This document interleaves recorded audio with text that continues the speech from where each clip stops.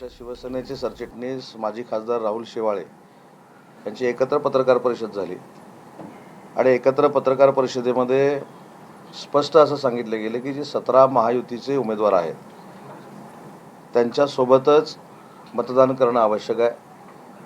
जिथं काही चुकून असेल, अनावधानानं असेल, मी बंडखोरी असं म्हणत नाही, फॉर्म भरले गेलेले आहेत, ते नेत्यांशी चर्चा करून तात्काळ मागं घ्यावे अशा पद्धतीच्या सूचना वजा आदेश तिन्ही पक्षांनी दिलेले आहेत। आणि त्याच पार्श्वभूमीवर मी नाशिकमध्ये आहे।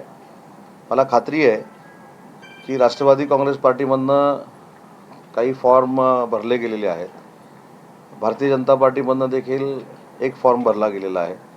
आणि त्या संदर्भामध्ये मला जे कळलं आहे ते राष्ट्रवादी काँग्रेस पार्टीच्या राष्ट्रीय अध्यक्षा माननीय सुनेत्रा वहिनींनी जे राष्ट्रवादी काँग्रेस पार्टीचे फॉर्म भरलेले उमेदवार आहेत त्यांच्याशी चर्चा केलेली आहे आणि भारतीय जनता पार्टीचे जे अर्ज दाखल आहेत त्या संदर्भामध्ये स्वतः गिरीश भाऊंनी पुढाकार घेतलेला आहे। ते मुंबईमध्ये आहेत। काल रात्री गिरीश भाऊंनी त्या उमेदवारांच्या समवेत माननीय मुख्यमंत्री महोदयांची देखील भेट घेतलेली आहे अशी माहिती आम्हाला मिळालेली आहे। आणि तिन्ही पक्ष हे शिस्तीचे आहेत, नेत्यांचं मानणारे आहेत।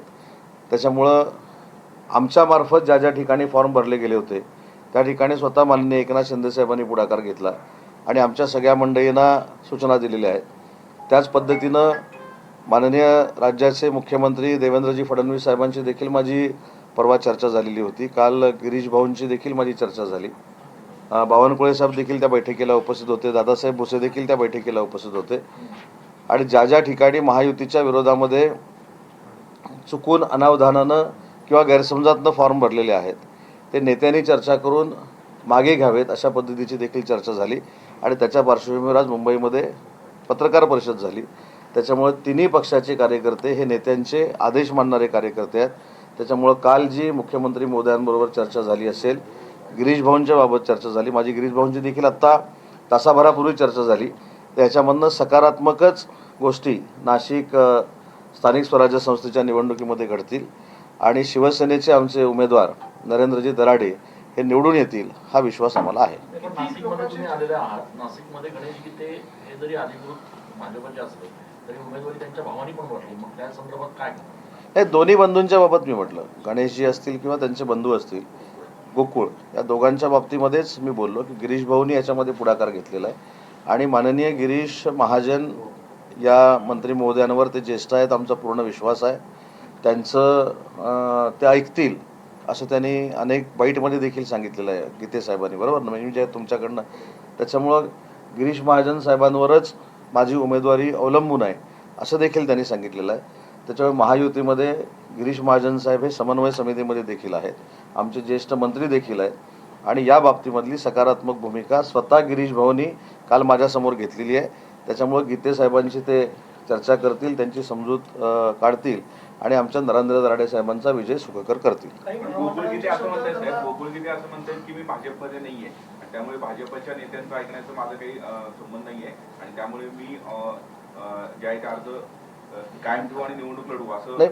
मला असं वाटतं की आताच या सगळ्या गोष्टीवर मी बोलणं योग्य नाही, कारण एखादं माझं वाक्य उगाचच कुठंतरी काही म्हणजे त्याचा अर्थ वेगळा असायचा, अर्थ कोणीतरी वेगळा लावायचा, मला त्याच्याबद्दल काहीच बोलायचं नाही। माझा पूर्ण आणि माझ्या पक्षाचा हा गिरीश महाजन साहेबांवर विश्वास आहे आणि गिरीश महाजन साहेब आज संध्याकाळपर्यंत मार्ग काढतील आणि महायुतीचा विजय सोपा करतील अशी माझी खात्री आहे। नाही, आता एक लक्षात घ्या, भारतीय जनता पार्टीचे जे उमेदवार आहेत त्यांना काय शब्द द्यायचा, काय नाही द्यायचा हे गिरीश भाऊ आणि देवेंद्रजी आणि बावनकुळे साहेब ठरवतील। आमच्याकडे तर थेट माननीय एकनाथ शिंदे साहेबच ठरवतात। त्याच्यामुळे तो शिंदे साहेबांचा अधिकार आहे आणि राष्ट्रवादी काँग्रेस पार्टीमध्ये काय करायचं हे सुनेत्रा वहिनी ठरवतील। परंतु आमच्या तिन्ही नेत्यांनी आज मुंबईमध्ये पत्रकार परिषद घेतलेली आहे। कुठेही गैरसमज मतदारांमध्ये असता कामा नये असं त्यांनी आवाहन केलेलं आहे आणि महायुतीच्याच 17 उमेदवारांना महायुतीच्या मतदारांनी अजून दुसरीकडची मतं जर येणार असतील तर ती घेऊन मतदान करावं अशा पद्धतीची विनंती केलेली आहे. नरेंद्र दराडे यांना उमेदवारी दिल्यामुळे नाराज आहेत, कारण आपल्या पक्षामध्ये पण सुद्धा नाराजी दिसून येते. दुसरा उमेदवार असता तर सुहास कांदे देखील नाराज होते. उमेदवारी अर्ज भरायला सुद्धा नव्हते. नाही. नाशिकमध्ये असं. आता सुहास अण्णा त्या दिवशी नव्हते म्हणजे सुहास अण्णा नाराज आहेत असं त्याला नाही, चेहरा ऐका, सुहास अण्णांना तुम्ही नाशिक जिल्हा म्हणून ओळखत असाल, पण सुहास अण्णाला राजकीय मी गेली 30 वर्ष ओळखतो. त्याच्यामुळं नाराजी असली आणि नसली तरी त्यांच्या चेहऱ्यावर हास्यच असते, हे तुम्हाला माहिती आहे. पण हे जे हास्य आहे हे नाराजीचं नाही. ते स्वतः साहेबांशी आज बोलले, डॉक्टर श्रीकांत शिंदे साहेबांशी बोलले. मी उलट मला असं वाटलं होतं की ते नाराज असतील म्हणून मी त्यांना सांगितलं की मी घरी येतो. तर त्या व्यक्तीनं मला असं सांगितलं, हे काय तुमच्या घरचं काम नाही, हे पक्षाचं काम आहे.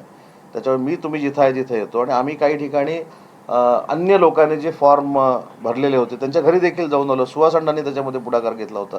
महानगरपालिकेचे उपमहापौर या ठिकाणी उपस्थित आहेत. त्याच्यामुळं आमची जी काही मतं आहेत, भाजपाची जी काही मतं आहेत आणि राष्ट्रवादी काँग्रेस पार्टीची जी मतं आहेत, ही महायुतीला मतदान करणारी मतं आहेत. आणि त्या बाबतीत जो गीते साहेबांचा विषय आहे, गणेश गीते साहेबांचा आणि त्यांच्या बंधूंचा, हा विषय लवकरात लवकर गिरीश महाजन साहेब सोडवतील हा ठाम विश्वास माझ्यासारख्या कार्यकर्त्याला आहे. कारण गिरीश महाजन साहेबांच्या सांगण्यावरून मी नक्की फॉर्म मागे घेऊ शकतो असे अनेक बाईट त्यांचे आम्ही ऐकलेले आहेत. तर एवढे तुल्यबळ उमेदवार तुमच्याकडे असताना सुहासांना जो विषय सुरू होता, काय नेमका क्रायटेरिया लावण्यात आला उमेदवारी फायनल करताना तुमच्याकडून?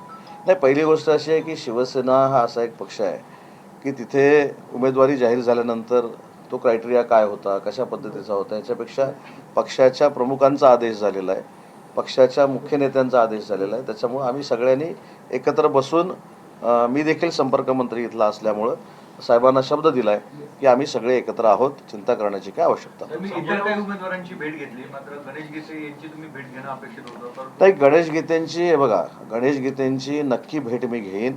गणेश गीते आता जर नाशिकमध्ये आले असतील तर मी नक्की भेट घेईन. पण माझी जी माहिती अशी आहे की गणेश गीते काल रात्रीपासून मुंबईला आहेत. तुम्ही येणार म्हणूनच गेले. आता मी सांगितलं की गिरीश महाजन साहेबांनी त्यांना बोलून घेतलं. गिरीश महाजन साहेबांनी मुख्यमंत्री मोदयांकडे त्यांना घेऊन गेले होते, ही इथपर्यंत मला माहिती आहे. पण त्याच्या पुढे जाऊन मी सांगितलं की गणेश गीते साहेबांच्या बाबतीत मी बोलण्यापेक्षा त्यांनी स्पष्ट तुमच्यामार्फत बाईट दिलेला आहे की गिरीश महाजन साहेब जे सांगतील ते मी करणार आहे. त्याच्यामुळे गिरीश महाजन साहेब समन्वय समितीचे सदस्य आहेत, आमचे ज्येष्ठ नेते आहेत महायुतीतले.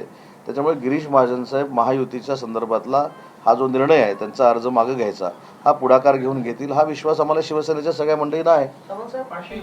तर नाशिक संदर्भात महत्त्वाची भूमिका जी आहे ती स्वतः गिरीश महाजनच बजावतील असं म्हणत त्यांनी गणेश गीतेंसंदर्भात एक महत्त्वाचं विधान केलेलं आहे. उदय सामंत हे सध्या